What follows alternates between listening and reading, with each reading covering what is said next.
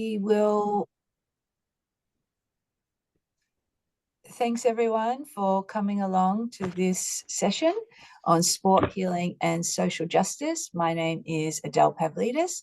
I'm here today with Dr. Diti Bhattacharya, and our other colleague, Professor Simone Fullagar, couldn't be here today, but she has contributed to the presentation. I will hand over to Diti, who will start us off, and thank you again for your time. Can everyone hear me properly? Yes. So first of all, I pay my respects to the traditional owners of the land from which I am presenting and beyond. I am happy to be presenting from Meanjin, from the traditional owners of the land of the Yagara and Turrbal people. And this is where I live, work, and play, and I'm incredibly honored and privileged as a migrant settler to do so. Thank you also to TASA for giving us the opportunity to present a report on the workshop that we hosted a few months ago, earlier this year. Excuse me, my voice is a bit patchy today. The workshop was called Sport, Healing and Social Justice, and Sport, Healing and Sporting Justice, sorry. And this workshop was supported generously by TASA through the Gary Boma funding scheme that we were also awarded earlier this year. So a little bit about our Australian Research Council funded project, Discovery Project, titled Engaging Outsiders in Sport, Transforming Sport Event Legacy and Planning, which is led by Associate Professor Adele Pavlidis, from whom you'll hear very shortly. And I want to give you a sort of very short introduction about what the project is about, because it is from this project that the seeds of this workshop really emerged. So this project is led by Adele, and I work as a research fellow in the project, but we also have an incredible team of interdisciplinary scholars, including Professor Simone Fullagar, who couldn't be with us today, but she was also one of the steering members of this workshop. Professor Simon Darcy, Kirsty Forsdike, Millicent Kennelly, and international team members, Professor Holly Thorpe and David McGilvray, who's based in University of Western Scotland. Our project really aims to investigate the intersectional inequalities in sport participation for women and girls and non-binary people, focused on Queensland. And the purpose of this project was sort of developed within the wider context or purview of the legacy outcomes for the upcoming 2032 Brisbane Olympic and Paralympic Games. So we used co-creation approach and co-designing approach in this project to identify and understand what benefits really can be engaged through legacy planning that engages with end users in a meaningful and long-term sustainable way, especially focusing on groups that has been historically marginalized in sport. And so in doing so, we hope that at the end of the project, which started in 2023, to sort of develop an evidence-based pool of knowledge and resources to improve engagement in sport, build capacity, and also build meaningful relationships with the sporting landscape and the wider community in Queensland. Now, as a part of this project, we were able to conduct fieldwork across various spectrum of identities, from people with disabilities to women and girls who have been marginalized, to migrant communities, to recently settled refugee women and girls in Toowoomba. And one of the things that really emerged from our fieldwork was the concept of trauma. And when I talk about trauma in our project emerged much beyond how we understand it in the physiological sense of the term, as is often associated with the sporting, the sociology of sport landscape. So there is a very strong, sustained call within sports, the sporting landscape, sociology of sport, arts-based, health research, that, who want to work in trauma-informed ways in which the sport landscape can, develop policies, but also create safe spaces where healing can be promoted in a meaningful way. So our workshop was developed with this sort of energy or interest, or sort of just to see what kind of conversations emerge when we bring in a wide range of stakeholders that work within Australia's sporting landscape, to see how trauma informed practice can be understood just beyond this sort of physiological targeted treating of trauma or recovering from trauma, but to sort of create a more long-term, sustainable, safe, more informed, careful spaces where people who experience post-traumatic stress and stressful conditions can use sport to navigate the emotional challenges that emerge from experiencing trauma of various kinds. So, and a big part of this also, emerged from the ways in which we understood, what are the different kinds of trauma that happen to people who come from, different backgrounds. As I just mentioned, we worked with a wide range of, people in the process of our fieldwork in this project. So from speaking to recently settled refugee women and their experience of trauma that emerged from forced migration, and that's challenges of having to settle in a different country, to people who experience disability, to women and girls who find it extremely difficult to sort of find their space in sport because of the existing sociological challenges that are present in our society.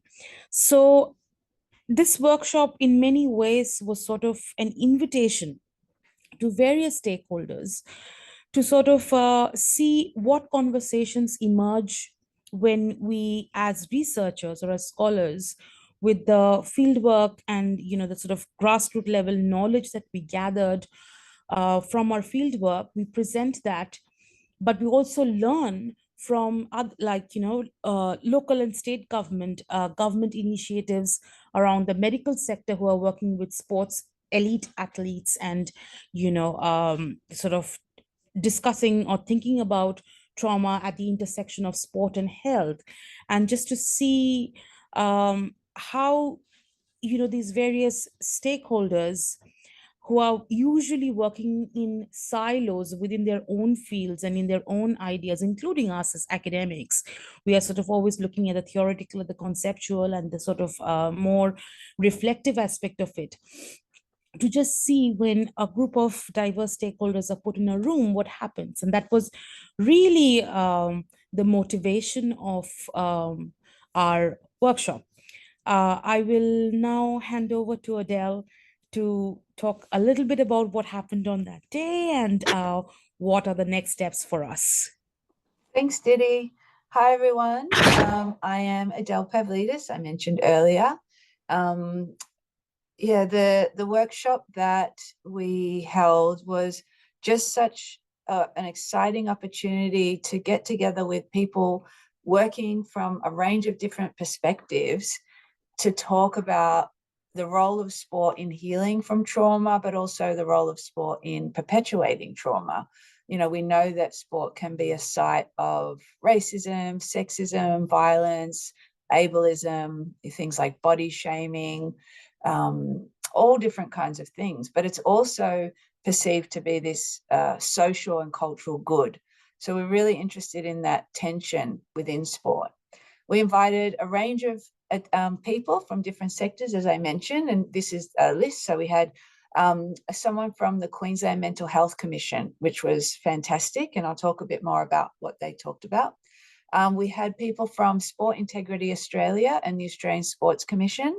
So Sport Integrity Australia, their role around anti-doping, corruption, but also safe sport, the prevention of violence, a real focus on youth sport as well. Welcoming Australia, Toowoomba Hockey, which is an organisation currently running a program called Belonging Hockey for recently arrived refugees. Happy Studios, which is an inclusive aerial silk studio. So they're an organisation that has really been working on making sure that people with experience of disability can come and enjoy their programs and different classes. We had people from the City of Gold Coast. We held the workshop on the Gold Coast. We had people from Gold Coast Titans, the NRL team, Aqua English, which is a swim safety and lessons for recently arrived refugees, Queensland Health, so there's Health and Wellbeing Queensland, and we had a trauma-informed psychotherapist and yoga practitioner, and researchers across all career stages. So it was a really great transdisciplinary mix that ended up, having some great conversations. We also had some sport providers as well, which I'll talk about in a minute. So this was our schedule, and we sent out some reflective questions for the day, so to get people thinking about before they came and also during the day. These questions were, so with a focus on social justice and intersectional inequities, how do we think about the complex interrelationships between sport or embodied movement, trauma and healing? So thinking about harms, benefits, unknowns. Also, how can different perspectives and ways of knowing deepen trauma-informed approaches and more equitable sport provision? And finally, what research, policy and practice gaps require further exploration to support equitable community participation in sport and movement? And I'll just note at the beginning of the day, and I also wanted to mention now, I also recognize the value of lived experience in the room. So even if people don't come out and identify as a victim survivor or as someone with experience of mental health or trauma, we know that there is going to be people with that lived experience in the room, and recognizing that as a vital perspective in the conversation. We had 7 sessions. We first had Kate Thomas from the Centre for Sport, Healing and Social Justice. So that's a US-based NGO that also works in Australia. They use kind of neuroscience and trauma-informed cognitive psychology to train coaches in trauma-informed approaches. So she gave a really fantastic discussion around the work that they do, particularly in basketball. In Australia, they work with Indigenous communities and also just, refugee communities.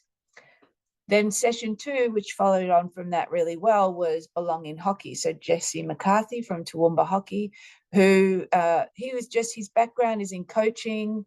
He's just a very curious kind of guy. He got this job in Toowoomba, which just happened to be a settlement site for recently arrived refugees in Queensland. And one of the volunteers was someone from Multicultural Australia. And she said, why don't we do something to support these refugees to get into sport? We know that there's not enough GPs, there's not enough psychologists. They've all experienced significant trauma. Maybe sport can help them through this journey to settle and also hopefully heal from trauma. So that was a fantastic talk. And then we had Ebony-Lee Corbyn from the Queensland Mental Health Commission present on the Queensland Trauma Strategy. So that was just a really fascinating presentation about the process that she went through. So she did all the consultations with people with lived experience, all of the analysis to develop this fantastic document. If you haven't seen it, the Queensland Trauma Strategy, and it does mention sport. It's not at the forefront, but it's acknowledged in there, which I think is a good start, because historically, whenever we talk about trauma or mental health, it's really in clinical context. But with the kind of incorporation of lived experience, we're seeing more and more mention and acknowledgement that trauma happens and recovery happens in all different spaces, not just in these clinical settings. Session 4, we had Courtney Fewquandie from Football Australia, and she told us a really personal yarn that then connected with her professional experience as well. She had this great opportunity and a little bit of support to develop a Indigenous team for a youth football competition. So she really, she advocated and argued that, a lot of these kids around Australia who maybe didn't make the first team, but were shadows or, people who did try out, that they deserved a spot in the national competition.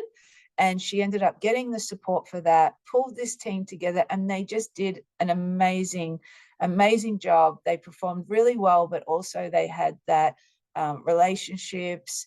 They felt pride in their identity and culture, and they made a little video. I'm not sure if that video is available, but I can try and find out. But it's just amazing what can be done when there is that will, and when you have people like Courtney working in these places that can push forward and try to advocate for doing things differently. Our 5th session was trauma-informed yoga and movement practices. So we got to actually do some movement, do some stretches, some breathing, and to learn a bit more about this kind of somatic psychotherapies. I think we are seeing a rise in this focus on embodiment, breath work. These are becoming very popular. So what happens when these things become mainstream? How can we still bring that social justice and gender lens is the questions that we ask. Session 6, a few of us just presented some of our current research in different fields around trauma and embodied movement. Simone, myself, Diti, and Georgia Munro-Cook, who is a research fellow on our current ARC linkage around women with experience of disability in sport. And so that was to open up discussion of the different types of research that connects with all the ideas that our participants had. And at the end of the day, we just opened it up for reflections from policy, management, research, and leadership voices. So that was just an opportunity to think about, what could we do with these ideas? Where can they go?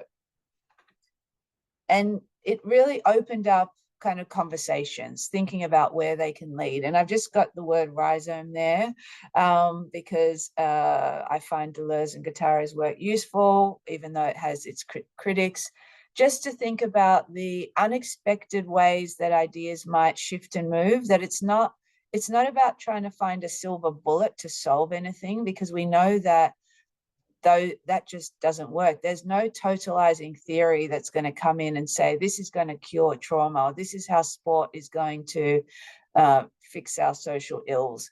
Taking a rhizomatic approach that I suppose is open to the various pathways that things take, is open to kind of serendipitous, holistic connections in other areas, and that doesn't rely on this fixed notion of a unified self at its core to rely on. So it's not a psychological self. We are in the world in our relationality and also our relationships to place, to whether it's rural, regional, urban, our historical context, all trying to find ways to talk about all of these things at once. So the conversations led in lots of different areas. There was diverse perspectives on sport and moving body minds threaded through one another to open up the complexity of sport healing and social justice. So just 3 main points. So the knowledge relations were knotted around commonalities that are multi-scalar. So there were questions of equity and justice, questions of cultural safety, embodied joy at that very kind of personal relational area, significant respect as relationality, not behavioralism, listening to different bodies to question sport normativity. So there's many layers and levels of commonality that people brought to the event. Knowledge relations created frictions for thinking with. So in particular, there was this real tension around the way neuroscience is valued over social science, which leads to less recognitions of the gendered racial formations. Also valuing Western psychology over Indigenous and non-dualistic embodied knowledges, for example. This probably tension is my key frustration, particularly as sociologists. You know, we've been talking a long time about the relationality, about the social dimensions of mental health, of well-being, of recovery, and yet neuroscience and psychological disciplines tend to dominate the conversations and dominate the policy responses as well. There were also knowledge relations that opened pedagogical moments for shifting narratives about sport, healing, and trauma-informed ways of learning to do things differently. So I think, you know, for some of the people in the room, they may have related to the social justice aspect of the event. Other people really might have related to the focus on trauma-informed. For some people, the word healing kind of maybe brought up some sense of surprise or maybe irrelevance, but we thought that that was an important perspective to bring.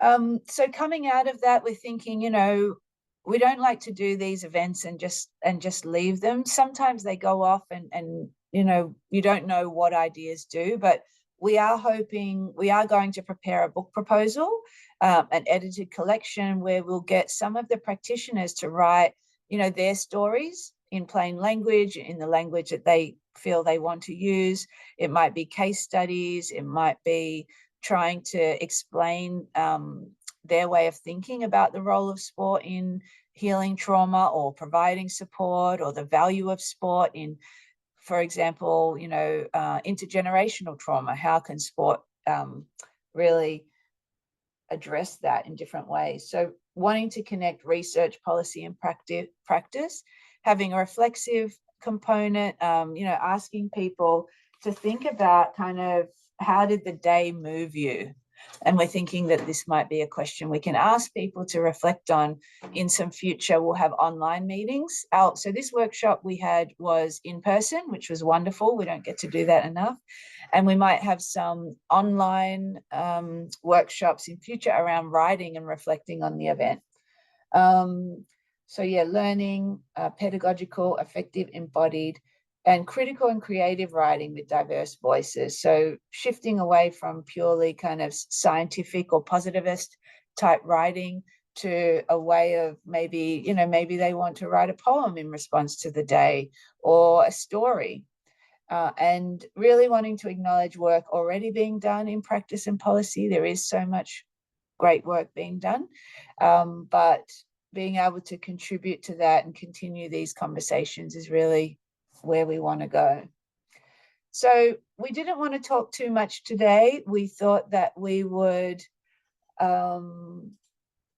just kind of open it up and hopefully have a bit of a conversation with whoever's here today about sport healing and social justice and what that means to them, what they might, where they think ideas like this could go, whether there's any potential, and yeah, the sociological perspective around, I think, mental health and sport. Where else can we go with that? So I want to open it up to have a bit of a chat.